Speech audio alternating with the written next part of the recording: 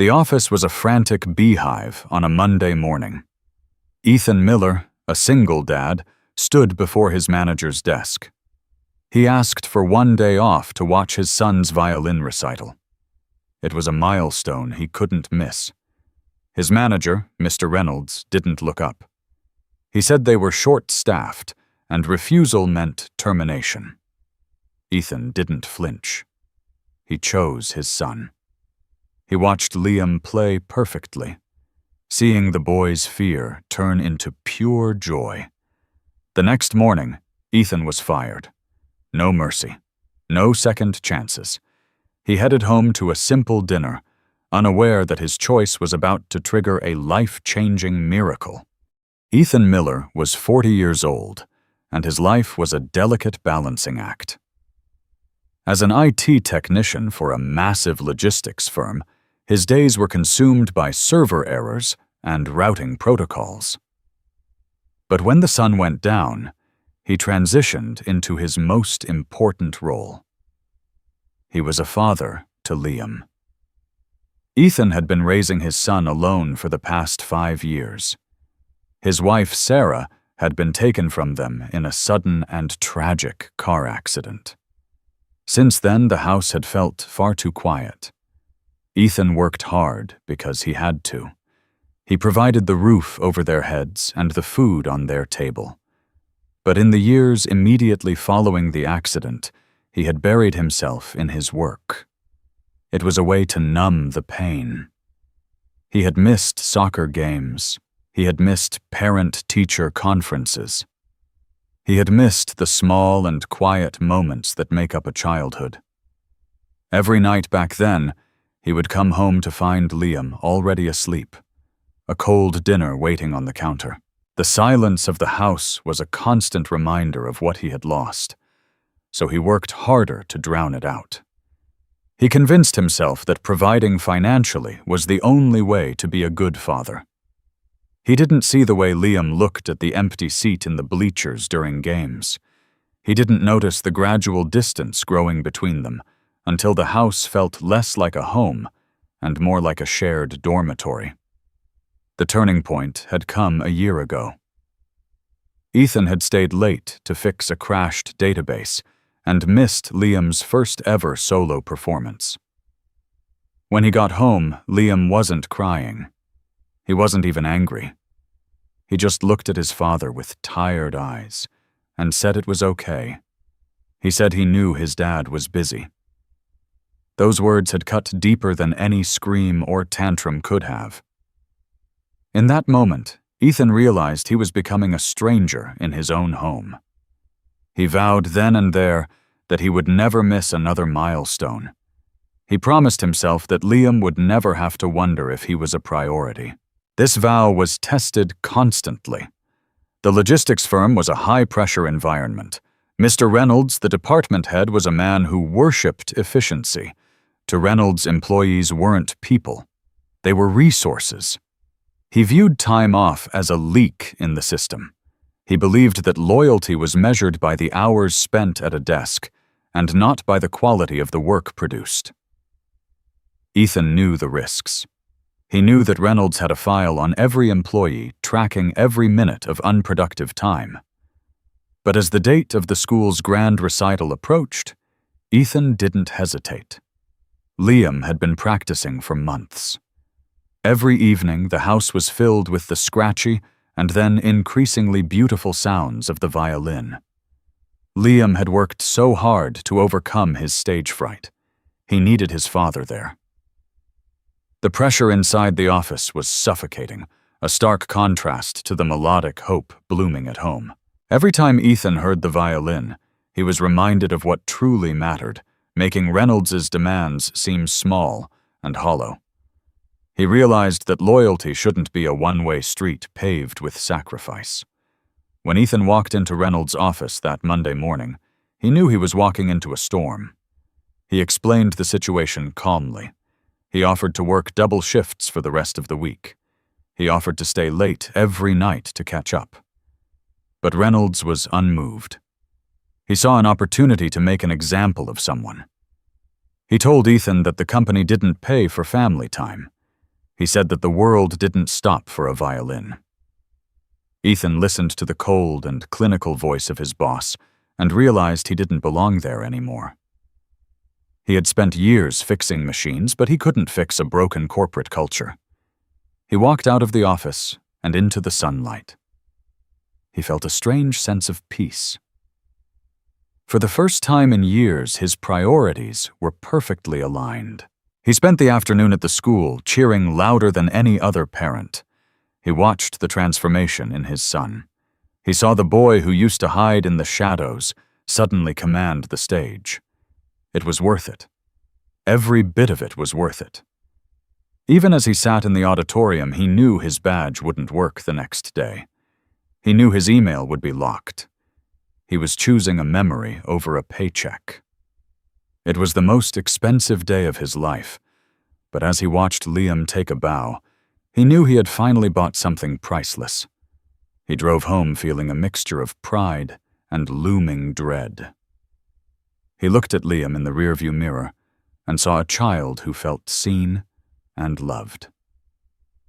That was the only metric that mattered. The termination was swifter than Ethan expected. There were no HR mediations. There were no discussions of his years of service or his flawless technical record. He was fired for a violation of the attendance policy. It was a cold and legalistic way of saying he was fired for being a father. As he packed his cardboard box, his colleagues looked away. Some felt pity. Others felt a sense of relief that it wasn't them. The office was a place of fear, and Ethan's departure was a reminder of how easily anyone could be replaced. The walk to the parking lot felt like a journey through a vacuum. The air was still, and the hum of the city seemed muted. He placed the box in his trunk, looking at the framed photo of Liam that used to sit on his desk. It was the only thing that felt real. The company he had given years of his life to had discarded him like a faulty piece of hardware. He felt the sting of betrayal, but more than that, he felt a crushing sense of responsibility. He was now the captain of a sinking ship, and his only passenger was an 11-year-old boy. The car felt colder than usual as he drove away. The engines drone mimicking the hollow ache in his chest. He wondered how many other parents in those skyscrapers were currently suppressing their own hearts just to keep their seats at the table.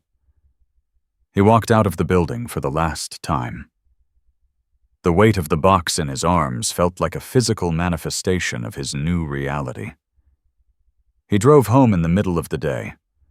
The streets looked different when you don't have a destination. The initial peace he had felt was starting to be replaced by a cold and gnawing anxiety. He was 40 years old. He was a single parent. The job market was tough, and he had just been fired for cause. How would he pay for Liam's music lessons? How would he keep up with the rising rent? He entered the house and set the box on the floor. He decided not to tell Liam yet. He didn't want to dampen the boy's spirit after his big win. He wanted Liam to have one more night of feeling like a hero. He spent the afternoon cleaning the house and scrubbing floors to keep his mind busy. He prepared a simple dinner of pasta, which was Liam's favorite. When Liam got home from school, he was still buzzing with energy. He talked about how his friends had cheered for him. He talked about how the teacher had praised his technique. Ethan smiled and nodded. He forced himself to be present. He listened to the play-by-play of the school day while hiding the dread that was tightening in his chest. They sat at the small kitchen table with the steam rising from their plates. Outside, the rain began to patter against the window. It was a cozy scene, but Ethan felt like an imposter. He looked at his son's happy face and felt a wave of guilt. Was it selfish to choose the recital over the job? Had he put Liam's future at risk just for one afternoon of pride? The silence of the house seemed to amplify his thoughts. He kept thinking about the bills on the counter. He kept thinking about the look on Reynolds's face. After Liam finished his second helping of pasta, he slowed down. He put his fork down and looked at his dad. His expression became serious. He told Ethan that someone had been watching the recital. Ethan chuckled and said that of course people were watching because it was a performance. But Liam shook his head. He said it wasn't just the audience. He told Ethan about a woman who had been sitting in the very back row all by herself. She had been dressed very elegantly, and she hadn't taken her eyes off them. Liam said that after the show, while Ethan was busy talking to the music teacher, the woman had approached him. She hadn't said much. She had just told him he was very talented. And then she had asked him who the man in the front row was. The man who had been nodding and smiling the whole time. Liam told her it was his dad. The woman had looked at Ethan for a long time from across the room. She had told Liam that his father looked very proud. Liam told Ethan that the woman had a very kind face, but she looked like someone very important. Ethan dismissed it as a nice gesture from a stranger. He figured it was just another grandmother or a local patron of the arts. He told Liam it was nice of her to say that. They cleared the dishes together. Ethan felt the weight of the world on his shoulders. He was ready to head to bed and start the grueling process of job hunting in the morning. But then the doorbell rang. It was 8 o'clock. They rarely had visitors, especially not on a rainy Monday night.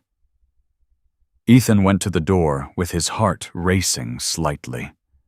He opened it and found a woman standing there under a black umbrella. She was older, and perhaps in her late 60s, with sharp and intelligent eyes and a calm demeanor. She looked exactly like the person Liam had described. She apologized for the late hour. She introduced herself as Margaret Hayes.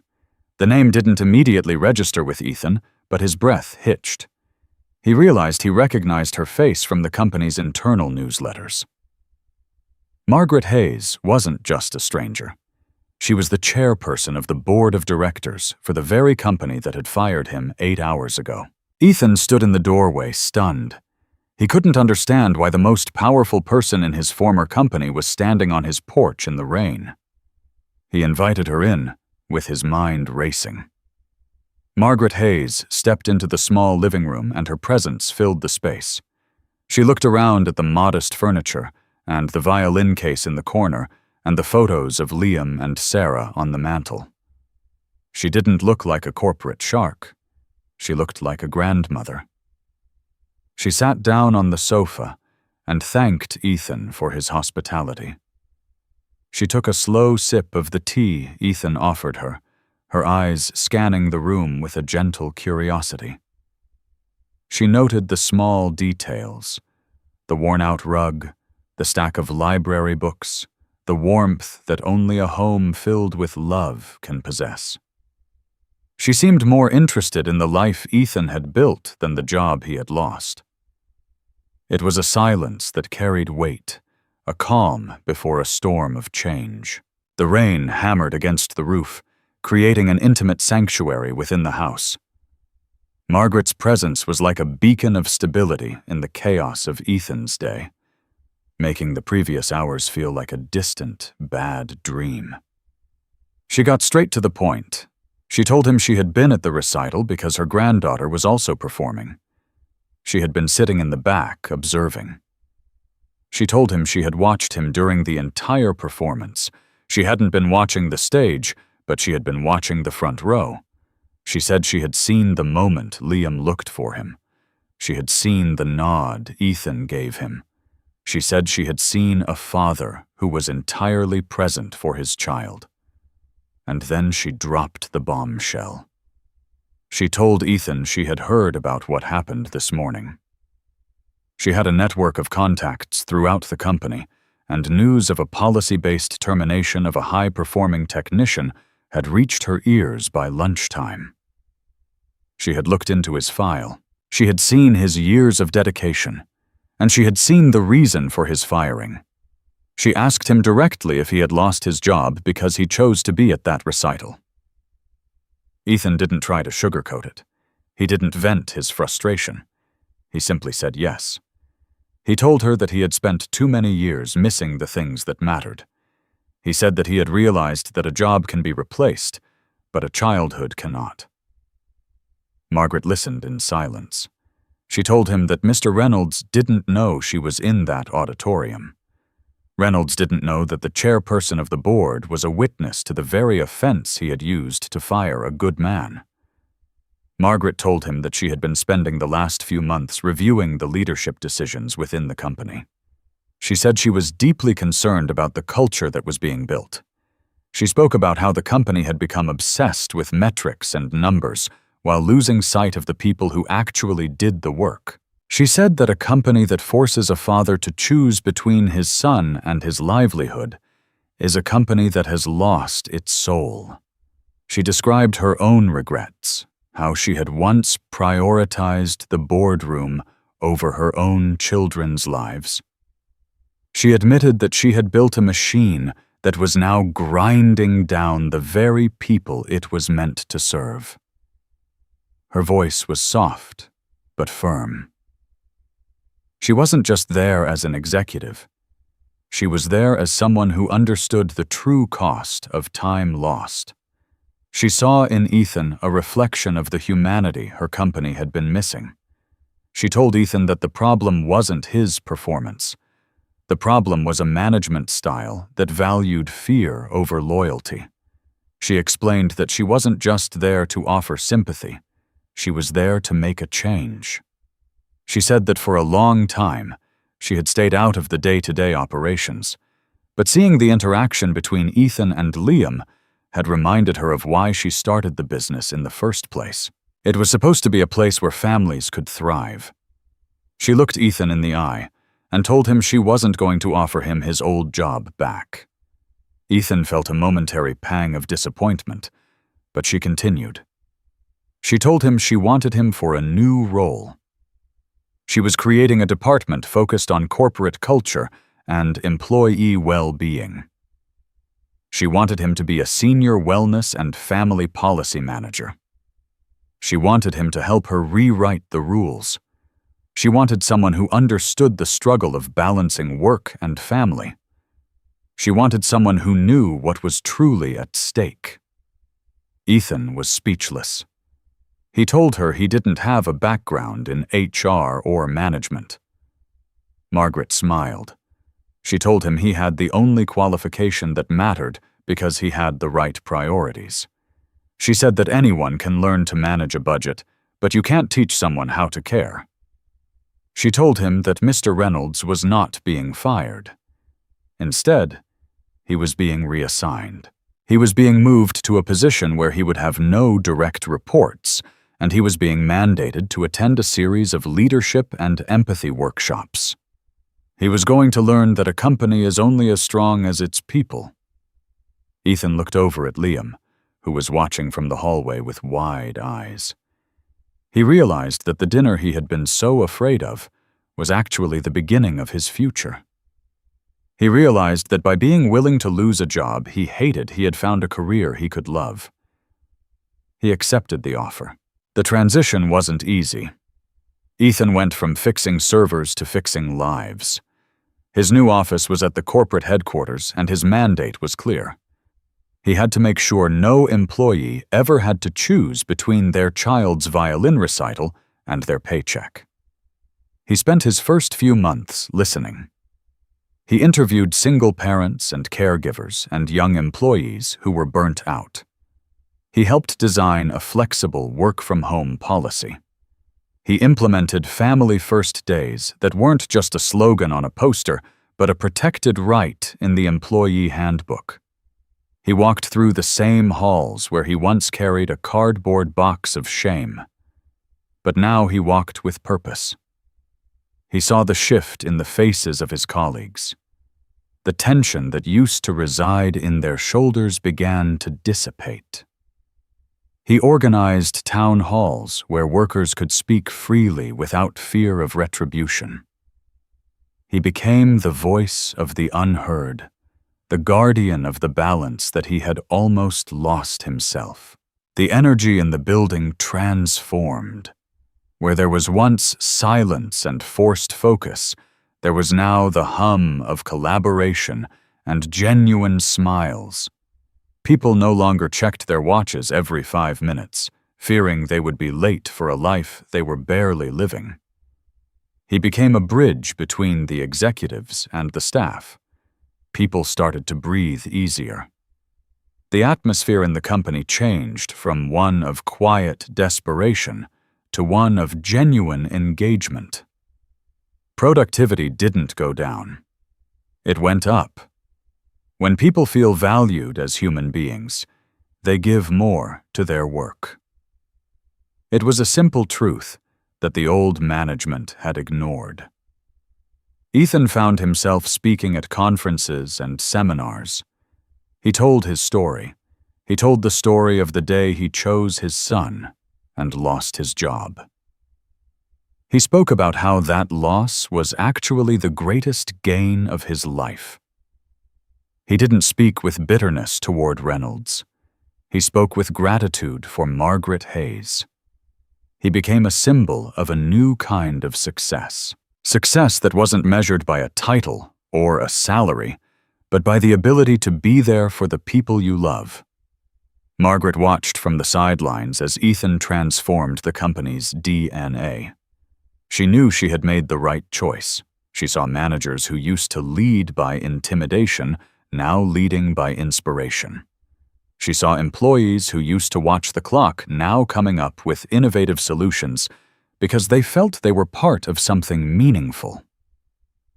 Ethan's role redefined what it meant to be a leader. He wasn't someone who barked orders. He was someone who removed obstacles. He was someone who ensured that the humans behind the keyboards were healthy and happy and whole. He took his responsibility seriously. He knew that for every employee he helped, there was a child like Liam who was getting their father or mother back. He knew that the ripple effect of his work reached into hundreds of homes. Success was no longer about a bottom line. Success was about a baseline of human dignity. Ethan had found a purpose that transcended technology. He was building a legacy of kindness. A year passed. The anniversary of the recital arrived. Ethan and Liam celebrated with a special dinner. This time they went to a nice restaurant. Liam was still playing the violin. He had grown taller and more confident. He was no longer the shaking boy on the stage. He was a young man who knew his father always had his back. As they sat across from each other, Ethan noticed the way Liam carried himself. There was a strength in his posture that hadn't been there before. They talked about things other than school and work. They talked about dreams, about the future, about the music that still filled their home every evening. The bond that had once been frayed was now a powerful tether, unbreakable and resilient. The restaurant was filled with the soft clink of silverware and warm laughter, a soundtrack to their new life. Ethan felt a profound sense of gratitude for the storm that had led them to this calm. Every note Liam played now echoed the strength of a father's promise. During a company gala later that week, Ethan stood on a stage himself. He was being recognized for his contributions to the firm's new direction. He looked out at the audience and saw hundreds of faces. He saw people who now had the freedom to live their lives fully. He saw Margaret Hayes in the back, nodding with that same kind smile she had shown on his porch. After the speech, a young man approached him. He looked tired, and his eyes were shadowed with worry. He told Ethan that his daughter had a play the next day, and he was afraid to ask for the time off. Ethan put a hand on the man's shoulder. He told him about his own Monday morning a year ago. He told him that the company now had a policy for this, but more importantly, it had a heart. He told the young man to go to the play. He told him that he would personally cover his shift if he had to. The young man looked like a weight had been lifted from his soul. That night, as Ethan was tucking Liam in, his son asked him a question. He asked if it was worth it. He asked if losing the old job and going through all that stress was worth it. Ethan sat on the edge of the bed and looked at his son. He told him it wasn't a loss at all. He said it was a trade. He had traded a career that didn't care about him for a life that did. He told Liam that true success isn't about holding on to everything you have. It's about having the courage to lose the things that are wrong so you can make room for the things that are right. He realized that the world tells us we have to be grinding to be successful. It tells us that our value is tied to our output. But that rainy Monday night taught him a different lesson. It taught him that the most important work we will ever do is within the four walls of our own home. It taught him that when you stand up for what is right, even when it costs you, the universe has a way of opening doors you didn't even know existed. Today, the logistics firm is one of the most sought-after employers in the country. They don't have a high turnover rate. They don't have a culture of fear. They have a culture of care. And it all started because one man decided he wouldn't miss a violin recital. It started because a boy played a perfect song for his dad. And it started because a dinner that felt like an ending was actually a beautiful new beginning. Ethan looked at the violin still sitting in the corner. He was reminded of the price he was willing to pay. And every time he looks at Liam, he knows he'd pay it again 1,000 times over. Life is short. Jobs come and go. But the look in your child's eyes when they see you in the front row lasts forever. Don't let the noise of the world drown out the music of your life. Make the choice. Be there. The rest will follow. When you are faced with a choice between a meeting and a memory, choose the memory. The meeting will be forgotten by next week. The memory will be cherished for a lifetime. Be the person who shows up. Be the person who cares. In the end, that is the only legacy that counts. If you believe that family should never come second to a job, then subscribe to High TL Stories. We tell stories where the right choices, even with a price to pay, ultimately lead to something better. We share the journeys of those who made the hard choices and found that the right path is always worth it. Join us as we explore the heart of what it means to be successful. Subscribe today and never miss a story that reminds you of what truly matters.